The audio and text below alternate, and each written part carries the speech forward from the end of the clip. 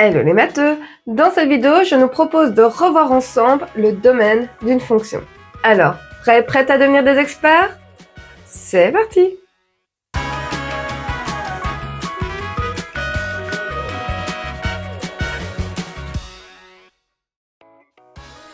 Bienvenue dans cette nouvelle vidéo de Math Expert. Nous allons poursuivre la série sur les fonctions, mais aujourd'hui, je nous propose d'approfondir nos connaissances sur le domaine d'une fonction. Nous allons d'abord nous rappeler tout ce que nous savons déjà sur les fonctions, pour ensuite voir ce qu'est le domaine d'une fonction et comment le déterminer graphiquement. Et comme d'habitude, le tout sera accompagné d'exercices pour être sûr que tu aies tout bien compris.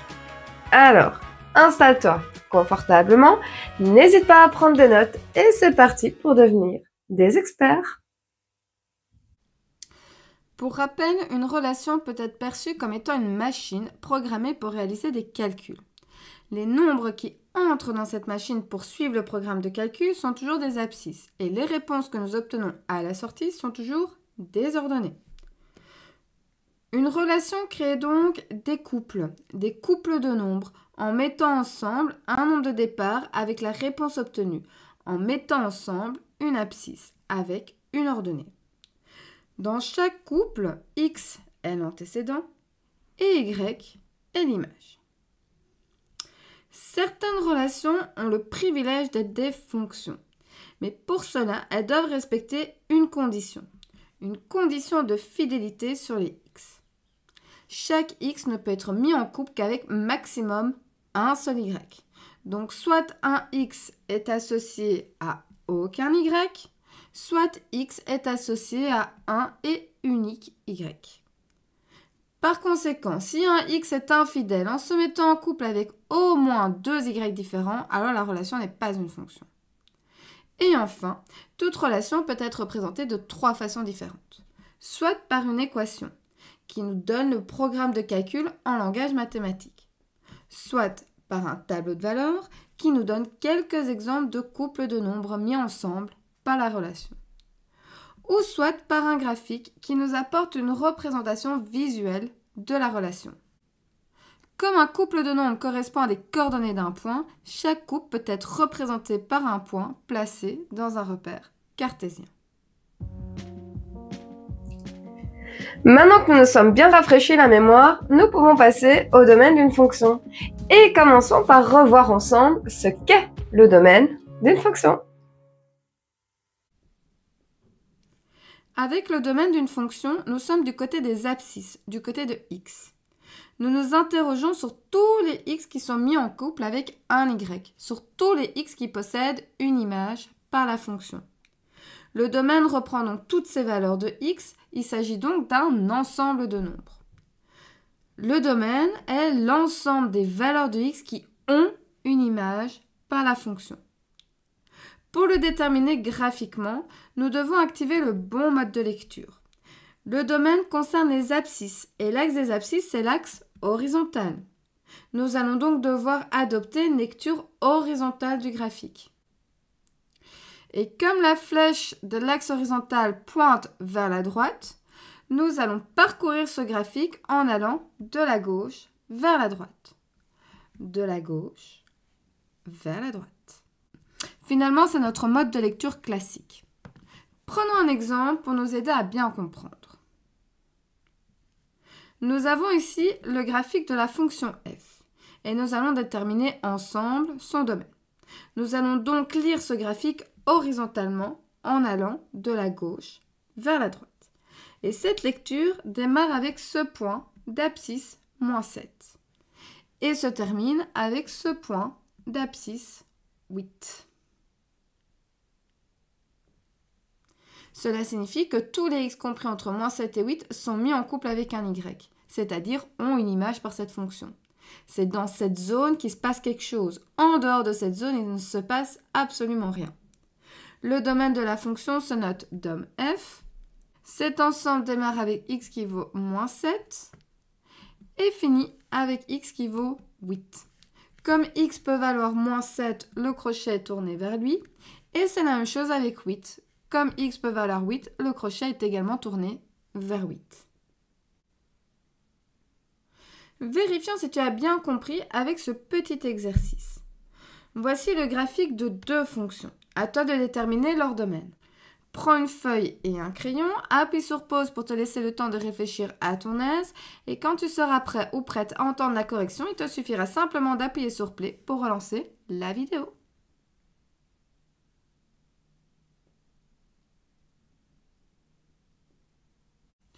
Alors, premier graphique, on se prépare à lire ce graphique de la gauche vers la droite. Et en parcourant ce graphique de la gauche vers la droite, on commence avec ce point d'abscisse moins 4. Et on va jusqu'à ce point d'abscisse 4. Le domaine de cette fonction est donc moins 4, 4 avec moins 4 et 4 compris. Deuxième fonction, à nouveau, on se programme pour lire ce graphique de la gauche vers la droite. Et en parcourant ce graphique de la gauche vers la droite, on commence notre lecture avec ce point d'abscisse moins 6. Et on va jusqu'à ce point d'abscisse 7. Le domaine de cette fonction est donc moins 6 jusqu'à 7 avec moins 6 et 7 compris. Alors, comment ça se passe pour toi jusqu'à présent? N'hésite pas à partager tes impressions en commentaire. C'est tous ensemble que nous parviendrons à devenir des experts. Maintenant que nous savons ce que c'est le domaine d'une fonction et comment le déterminer graphiquement, je nous propose maintenant d'aborder quelques cas particuliers pour que tu puisses les maîtriser à la perfection. Voici la fonction f représentée graphiquement. Nous allons lire son graphe en allant de la gauche vers la droite pour déterminer son domaine. Mais cette fois-ci, nous ne commençons pas notre lecture avec un point au départ. Cela signifie qu'il n'y a pas de début. Le graphe vient de l'infiniment petit. Et nous n'avons pas non plus de point final. Nous continuons vers l'infiniment grand, donc vers plus l'infini. Le domaine de cette fonction nous informe donc que nous venons de moins l'infini jusqu'à plus l'infini, avec moins l'infini et plus l'infini non compris. D'où les crochets qui leur tournent vers le dos. Mais l'intervalle moins l'infini plus l'infini ne s'écrit pas. Moins l'infini plus l'infini signifie que x peut prendre n'importe quelle valeur sans exception. Derrière moins l'infini plus l'infini se cachent tous les nombres. Il s'agit donc de l'ensemble des réels. Le domaine de cette fonction f est donc R. Voici une autre fonction représentée graphiquement. Nous nous préparons à lire ce graphique de la gauche vers la droite. Nous démarrons notre lecture avec ce point rouge d'abscisse moins 4. Cela signifie que moins 4 n'est pas compris dans le domaine de la fonction f et nous terminons la lecture avec ce point d'abscisse 4. Le domaine de cette fonction est donc moins 4, 4, avec moins 4 non compris, qui s'exprime avec un crochet qui lui tourne le dos, et 4 compris, qui s'exprime avec un crochet orienté vers 4. Nous pouvons continuer avec cette troisième fonction, toujours représentée graphiquement. On se prépare à lire ce graphique de la gauche vers la droite pour déterminer son domaine. En lisant horizontalement ce graphique, nous observons que nous venons de l'infiniment petit, puisqu'il n'y a pas de point de début, et nous allons jusqu'à l'infiniment grand. Mais en revanche, il y a un point rouge. Et ce point rouge est d'abscisse 3. Cela signifie qu'il y a un trou à cet endroit, une petite coupure. Nous devons donc rejeter la valeur 3 du domaine. Comme nous allons de moins l'infini à plus l'infini, le domaine de la fonction f est R.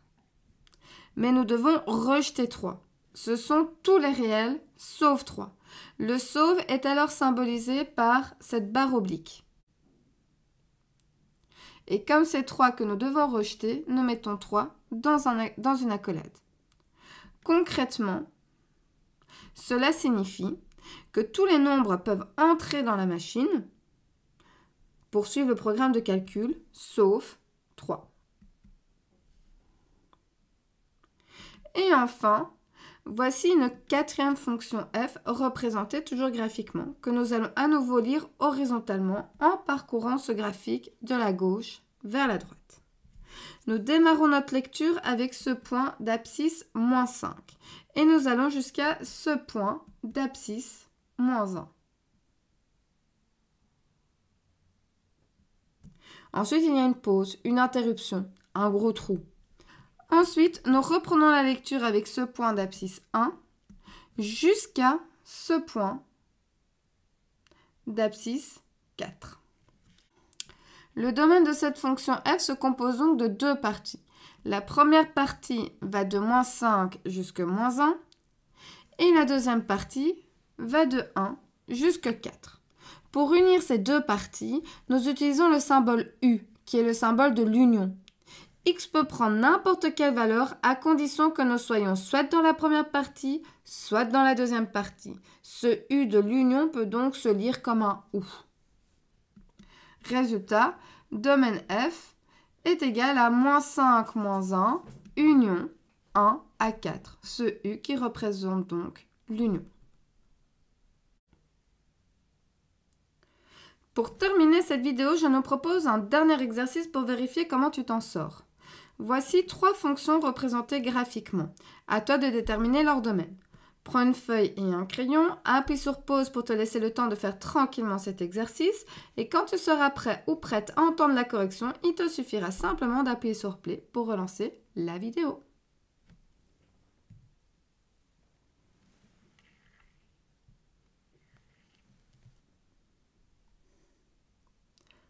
Première fonction, on se prépare à lire son graphique de la gauche vers la droite. On vient de l'infiniment petit jusqu'à l'infiniment grand, donc son domaine est tout simplement R. Deuxième fonction, pareil, on va le parcourir de la gauche vers la droite. On démarre avec x qui vaut moins 4 jusqu'à x qui vaut moins 2. Ensuite, il y a une pause, donc la première partie du domaine va donc de moins 4 à moins 2 non compris puisqu'il s'agit d'un point rouge. Ensuite, deuxième partie, on démarre de moins 1 jusqu'à 1. Donc, union, moins 1 jusqu'à 1, moins 1 compris, 1 non compris. On a de nouveau une interruption, de nouveau une pause, et cette troisième partie reprend quand x vaut 2 jusqu'à ce que x vaut 4. Donc, union de 2 jusqu'à 4 avec 2 non compris puisqu'il s'agit d'un point rouge et 4 compris. Troisième et dernière fonction, à nouveau, on va parcourir son graphique de la gauche vers la droite. On démarre de l'infiniment petit moins l'infini jusqu'à l'infiniment grand, mais il y a un point rouge et ce point rouge a pour abscisse 2. Donc au final, x peut prendre n'importe quelle valeur sauf 2. Le domaine de cette fonction est donc R sauf 2.